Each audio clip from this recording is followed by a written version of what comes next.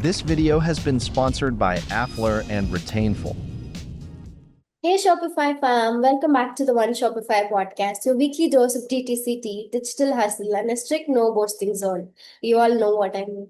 Powered by our partners, Afflor and Retainful, tools that help brands build loyal communities, boost revenue with smart automation. Joining me is Anita, a seasoned growth strategist who's helped countless Shopify founders move beyond hacks and into true brand building. While she's got a strong background in marketing and CX, her superpower helping business grow sustainability with the right products, clear messaging, and smart systems that keep profit in their pocket. If you're tired of chasing every trend and ready to build a brand that's actually lasts, this one's for you. Let's dive in. And before that, Anita, welcome to the podcast. Thank you. Thank you for having me. I'm happy to be here. Yes. First up, tell us a little bit about you and your journey into the e-com world. Yeah, actually, now what I done business growth strategist, meaning I do business coaching focusing on the growth of your business. But before I did that, I spent 25 years in marketing.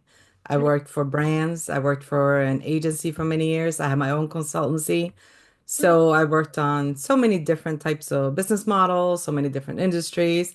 And yes, many of those being e-commerce, obviously. So I worked on e-commerce strategies. I built e-commerce from ground up. So it's always been a part of what I've done. So it's exciting. It's always an exciting industry, e-commerce. Great, love that. It's always cool to see how, things get us. And you have clearly seen a lot from, growth and everything. Let's get into it. Now, let's dive into a lot of Shopify brands think growth starts with tweaking their product pages or checkout. But like, what's the real thing they're missing? I think what a lot of Shopify and e-commerce brand are missing is I think, and this is in all types of marketing, you hear what all the gurus are saying, just Yes. get your site up there and the customers are going to come, right? But I think a lot of people that have tried to use Shopify and try to do e-commerce find out it's not quite that easy. You can't just grab a product and now customers are just going to come and buy it. I mean, obviously choosing the right product is important. It has to fill a need, it has to fill a gap, but then also knowing who are the customers that are going to purchase that product, who is your ideal customer, Yes. what problem are you solving for them, what is your solution, what is unique about this product that you're selling them that makes them want to buy from you and not from 10 other e-commerce store. So I think that's missing a lot, especially in startup Yeah. Shopify owners. That's the part that's missing, in my opinion. I get it. There are really lots of noise in the internet, lots of gurus helping people saying that you could scale your store in 1 month, get seven-figure Shopify store and all. Yeah, exactly. And yeah, when a founder's stuck, what's the first thing you zoom in on to help them get crystal clear on where they are headed? It kind of depends on why they're starting. Like, first of all, like have they niche down? It's really hard to be an everything store because unless you're the Amazons of the world and you have the money to be an everything store, right? But Yeah, that didn't happen overnight. yes. So it's finding the niche, realizing what are you going to be focusing on, Hmm. and that doesn't mean that you're leaving money on the table. It doesn't mean that you're leaving customers hanging. It just means that now you can put your time and your effort into those products, into that niche, and Mhm. have a cohesive message out there to promote those products. Yes. And then later on, as maybe you have money to spread around, then you can start expanding. But focus when you first start, make sure you find your niche. Got it. Yeah, to add to this, I recently spoke with a person and he was in the podcast and he told they have a coffin store for Shopify and they are doing it excellent actually. The needs itself is coffin boxes. Okay, that's awesome. Yes. And what makes a brand message actually slap? Like, what's the one thing that makes people go, yup, this is for me? Well, that's gonna all depend on the person. What is their need? I mean, and who's your customer? Like, if you have a product that's gonna be amazing for a high schooler, then that's gonna be very different than the product you're selling for a family, right? Yes, It's yes. going to be a combination of thing. One is going to, a lot of it's going to depend on your messaging. How are you positioning your product? But Again, like I said, what makes it different? How is the experience different buying this from you versus that other Shopify store that sells the same exact thing? You want to make sure that you don't go out there and just keep competing on price mm-hmm, because you're going to end up pricing yourself out of business. And I think that's a little bit of a problem as well in this industry mm-hmm, is you start this price war like, oh no, they can get it cheaper here or they can, quicker shipping. They have free shipping. They have this discount. I need to do this discount. And next thing you know, your profits are gone. There's no more profit margin. And that's what you have to watch out for. And that's where the messaging becomes so important. Knowing your customer, knowing what they respond to, knowing where you can find them, speaking to the problems that you're solving. Keep mm-hmm. speaking to the problem that keeps them up at night, where they're laying there thinking, I don't know. I'm just making this obviously. You're in high school and you're looking for like the perfect pen. It's like, oh, if I only had this pen, I could write my papers, whatever, which makes no sense because they wouldn't write it anyway. But you know what I mean? Like that's what keeps them up at night. And then they wake up the next morning and they see something and says, oh, I have this perfect pen that you were thinking about last night. Oh, I don't care if this is $5 more than over here because obviously this person knows what I need, Yes, right? So that's where the messaging comes in. It needs to speak to you. got it, got it. And yeah, uh, how do brands really find their people? Or not just age or gender vibes, but like this person gets me energy. How do they find their person? Is that what you said? How do brands find their person? Yes. Um, it's trial and error and research. I always say to any company that's going to create their ideal customer profiles, and Shopify stores has to do that too, even though it's a product you're selling and it could be in mass quantities, you still need to know the details of your customer. Mm-hmm. Doesn't mean you're leaving any of the other customers out there. If they want your products, they can still come and buy them. It just means it's where you focus your time and your effort and your money. Mm-hmm. And I tell people it's really 30% research and 70% the art of putting yourself in the shoes of those customers. Trying to think, okay, I'm sure you know if your customer is 35, married mom with kids in elementary school, I'm sure you know somebody that fits that customer. Make that your customer in your mind. And you're like, oh, I know that person. This person would go here on social media. They would go on these websites. If they're shopping, they would go to this store. Like, this is where I can reach this customer. And I know they're going to talk to their other moms about it. They're going to go to these meetings. They're going to go to these events. And that's how you get to know them and find out what's motivating them and that thing that keeps them up at night. Mm-hmm. So it's really putting yourself in the shoes of the customer and trying to make that fit the research that you started out with. Mm-hmm. Mm-hmm. Love that. But what's the damage if brands just skip this part and wing it? Like, how bad can it get really? Not being in the customer shoes. If they just try to wing it and they don't know who their customer is, they're going to waste a lot of money Mm-hmm. in marketing efforts. Mm-hmm. If they're doing paid advertising, they're going to just throw money out the window because Mm-hmm. everything you do is going to be more efficient when you know who you're speaking to and what you need to say to them. So it's just a waste of time and money. Yes, got it. And yeah, let's be real. Chasing big revenue numbers is cute till we realize we're low-key broke after every launch. So when say we are helping founders, how do you actually help them keep the money they make, like profit over flex? Yeah, that's such a good question because I'm gonna go back to the gurus talk about, oh, you're gonna have the six-figure business. Okay, six-figure business is great. Yes, you're making over $100,000 your first 6 months, but Mhm. how much money are you actually keeping? If you're only keeping 10,000, is it really that great? Or you can go around and say you have a six-figure business, but that's not really what's in your pockets, right? Yes. So it's really key to any business to know what those numbers are. So that's one thing. Know your numbers, know Mhm. your profit margins. What are your profit margins on the product you sell? What's the ROI on your advertising? Mhm. What's working and not working? If it's not working, cut it. Mhm. Test everything. Make sure everything is optimized and efficient. If you're a store that has inventory, Mhm. manage your inventory. Don't waste it. Like inventory management is huge, right? So if you have inventory, you purchase too much, it's not selling the way you expected it to. That's the only time I would recommend you discount anything, is if you have to get rid of inventory. Mhm. And then obviously you know to figure that out better for the future and not do that again, right?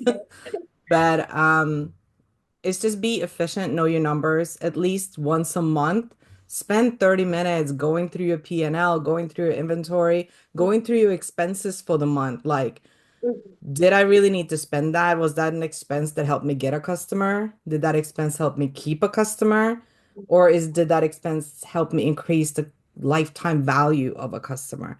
Like Mhm. ask yourself those three questions. Mhm. And if you can't say yes to any of those questions, then maybe it wasn't an expense you should have had on your records, on your accounts. Okay. I love this one. And yeah, let's get into real talk. How do founders stop chasing that grow fast, the die trying energy and actually start paying the long game? Like, what's the mindset shifts do they need to move from burnouts to building something that actually lasts? Oh, that's a tough one because the mindset, I think it's some people, their Mhm. mindset is their mindset and they have to experience the hard way, plain and simple. Yes. Uh, but it's so easy to buy into all the hype you're hearing, like, oh, I can be this person, I can be a millionaire by this time next year, I will be a millionaire, right? Because my store is going crazy, everybody wants this product. And then they get into the reality of things and it's not that easy. So some founders are going to have to experience the hard way, unfortunately. But it's really about the sustainability. It's about taking that time in the beginning when you sit down to start your business Mhm. and think about, where do I want to take it? Yes, it's super exciting to start it, Mhm. but once it's starting and it's running now, where does it go from here? Am I planning on keeping it? How long am I going to keep it? What do I want to grow it to? What if I want to retire? Then who's going to run it for me? Am I going to sell it? Is somebody going to take it over? There's a lot of things that tends to be lost in the excitement when you first start your store, right? And Yes. it is important. Those are important steps that maybe helps you consider how to keep your business sustainable going forward. I actually completely agree with this point. I have been in that place. So I started a small business out of excitement, and then I got lost in the middle somewhere, and I just dropped it off. So I Exactly. relate Happens to a it. lot. Yeah. And yeah, can you share a real example of a founder who stopped sprinting for short-term wins, shifted gears to sustainable growth, and actually saw things click both in revenue and sanity? Uh, I can't say I can give an example off the top of my head. I Mm-hmm. will say that when I work with clients, I see that shift happening and it's exciting. Mm-hmm. It's I'm saying I can't give an example because they weren't necessarily sprinting. They were just kind of like going with the flow. And it's Mm-hmm. like, okay, I guess this is where I'm at. We're like, no, you don't have to be there. Yeah. Let's take a step back. Because like, why did you start this in the first place? Like, what were you envisioning? Uh-huh. How does what you have now line up with what you envisioned? Is it anywhere close? They're like, no, I kind of thought I would be, going other places by now. Okay, well, why didn't you? Like, what happened? And then take that step back and think about, where did we stop growing? And where did we realize that or think that this is just where we want it to be and not take that next step forward. So that's a really exciting mind shift to see that, like, oh, I can do what I thought I could do in the beginning. I just needed to calm down a little bit and reassess, and now I can be back on track, right? Yes, yes, got it. And so many founders hit that $30 K per month plateau and think the only way out is pouring more dollars into ads. What would you say are smarter, sustainable moves they can make to break through that ceiling without just boosting the ad budget?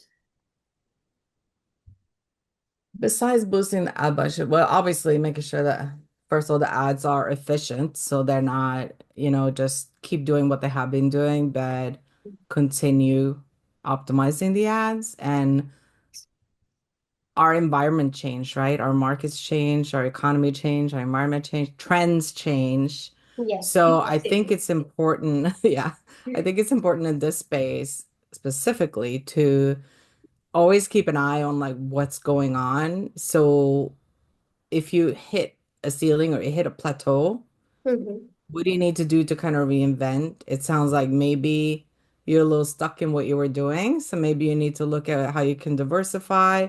Is mhm, there additional value you can add to what you're already selling? Like, say, I'm just making stuff up. Say you have a store where you're selling an electronics product mhm, that's kind of high end.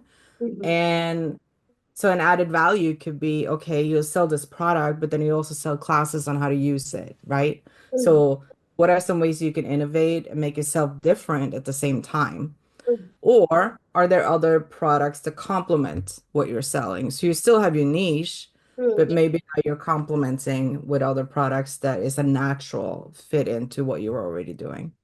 mhm, mhm. Love that. And what's one small but powerful change you made that totally moved the needle for you? Like the kind of tweak that seems tiny but actually blew up your results.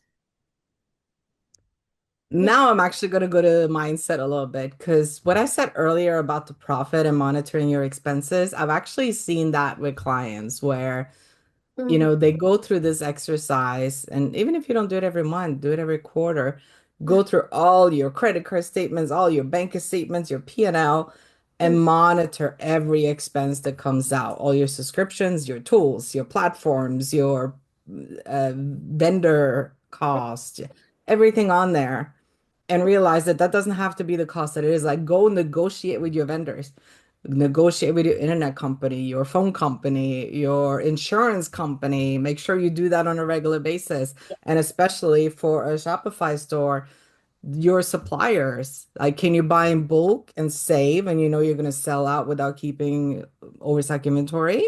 Mm-hmm. Um, can they give you a discount if you pay sooner? There's so many ways you can kind of tweak this to get like little savings here and there. I Yes. had, and this is not a Shopify store, it was a brick and mortar store, but I had a client call me, and they were so excited because now there is saving $20 a month because they negotiate with their paper towel vendor. Oh, So they're saving $20 a month on paper towel. And it sounds like such a little thing, mm, but along with the other savings you can find, it really adds up and it just gives you that feeling of being more in control of yes. your business. And it's those little pieces that add up that makes your business sustainable long term, right? Yes. So that would be the mindset shift that I would recommend. Just looking at your business. It's Mm. not monopoly money. It's just because it's business money, it still comes out of your account and it comes out of your profit, right? This is actually very interesting. I was not expecting this answer, but yeah, very interesting. And where do you see sustainable e-commerce heading in 2025? Like, what's the vibe going to be? More eco-friendly hacks, new tech, or something totally next level? Um, as far as products go, Yes.